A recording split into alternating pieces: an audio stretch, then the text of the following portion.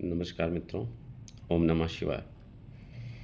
मित्रों, आज एक ऐसे व्यक्ति की कुंडली पर चर्चा करेंगे जिन्होंने देश में ही नहीं,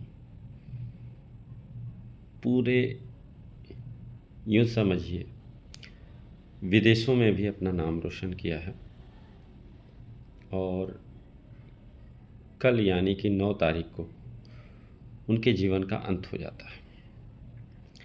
आज हम लोग रतन टाटा की कुंडली को लेकर के चर्चा करेंगे कि क्या ऐसा योग था उनकी कुंडली में जो उन्हें जो है इस ब्रह्मांड का,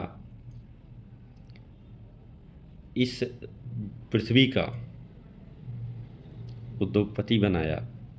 और उन्होंने अपने बिजनेस के साथ साथ अपने कारोबार में कभी एथिक्स को नहीं छोड़ा। अनएथिकल रूप से उन्होंने बिजनेस कभी किया ही नहीं। तो उनकी कुंडली के कुछ ऐसे योग जो दुर्लभ योग हैं, जो सबकी कुंडली में नहीं मिलते हैं, आज हम उन्हीं कुछ योगों पर चर्चा करेंगे किस तरह से। तो जो मित्र चैनल को अभी तक सब्सक्राइब नहीं किए हैं वो सब्सक्राइब कर लें, बेल आइकन बटन ज़रूर दबा लें। मित्रों, इनकी जो जन्म का समय है वो 28 सितंबर 1937 का जन्म है। इनकी जो लग्न है, धनु लग्न की कुंडली है और लग्नेश धन भाव में विराजमान है। पराक्रम भाव में मंगल बैठे हुए हैं और शनि जो है चतुर्थ भाव में बैठे हुए हैं। अब अगर हम बात करें कि इनकी कुंडली का लग्न बहुत ही मजबूत है। लग्न में ही बुध, सूर्य और शुक्र की युति बन रही है, जहाँ पर बुध कर्मेश हैं, सूर्य भागेश हैं और शुक्र लाभेश हैं। यह संयोग बहुत कम ही लोगों की कुंडली में बन पाता है। यह योग, इस योग के नाते पारस पत्थर योग की संज्ञा इसे दी जाती है कि यह व्यक्ति जिस भी पत्थर को छू लिया वह सोना बन गया। मतलब लग्न का इतना शानदार पोजीशन बहुत बिरले कुंडली में देखने को मिलता है। और चतुर्थ भाव में शनि इन बैठ करके इनके लग्न, इनके दसम स्थान को देख रहे हैं। तो दसवां स्थान शनि का जो काम है वो कलपुर्जों का है। इन्होंने बहुत बड़ी बड़ी गाड़ियां बनाई। तृतीय भाव में मंगल इनको कलाकार बना देते हैं, आर्किटेक्ट बना देते हैं।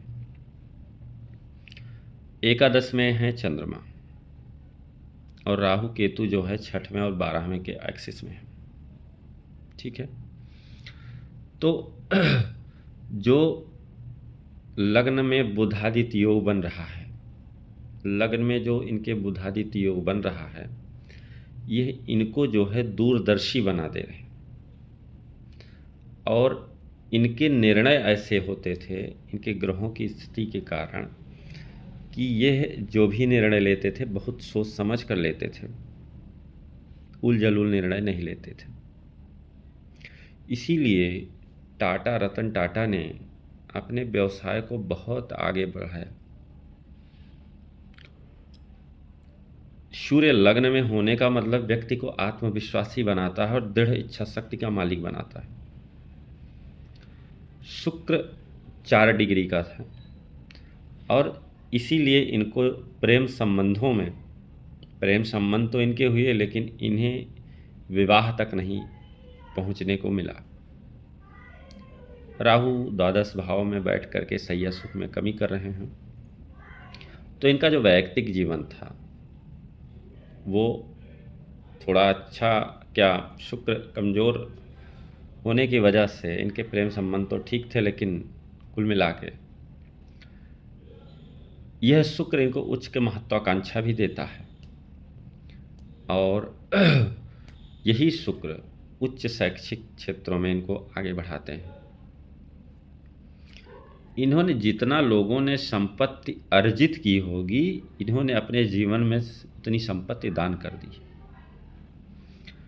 नवमेश, दशमेश और लाभेश की जो युति है वो विश्व में विख्यात करने वाली युति है। और हालांकि गुरु इनके नीच के हैं, लेकिन केंद्र में शनि विराजमान होकर के नीच भंग राजयोग बना दे रहे हैं। परिवर्तन, गुरु और शनि का परिवर्तन भी बन रहा है। तो कुल मिला के आपने देखा होगा इनके नवांश कुंडली में मंगल दशम स्थान में है दिग्बली होकर के, और सूर्य इनके चतुर्थ स्थान में है, परस्पर एक दूसरे को देख रहे हैं। तो इनके अंदर ऊर्जा की भी बिल्कुल कमी नहीं थी, इस उम्र में भी एकदम ऊर्जा से परिपूर्ण थे। शनि बृहस्पति की राशि में है, इसलिए इन्होंने कभी अपने जीवन में व्यवसाय के लिए एथिक्स से समझौता नहीं किया, और एथिक्स से समझौता ना करने के कारण ही इनके जीवन में कभी डाउनफॉल देखने को नहीं मिला। तो ये तो रही रतन टाटा की कुंडली, जिस पर हम लोगों ने देखा कि कौन कौन से योग इनकी कुंडली में हैं और किस तरह से इनको जो है विश्वविख्यात बना दे रहे हैं। तो आज के लिए इतना ही मित्रों, फिर मिलेंगे एक नए कार्यक्रम के साथ, एक नई कुंडली के विश्लेषण के साथ। तब तक के लिए ओम नमः शिवाय, जय श्री राम।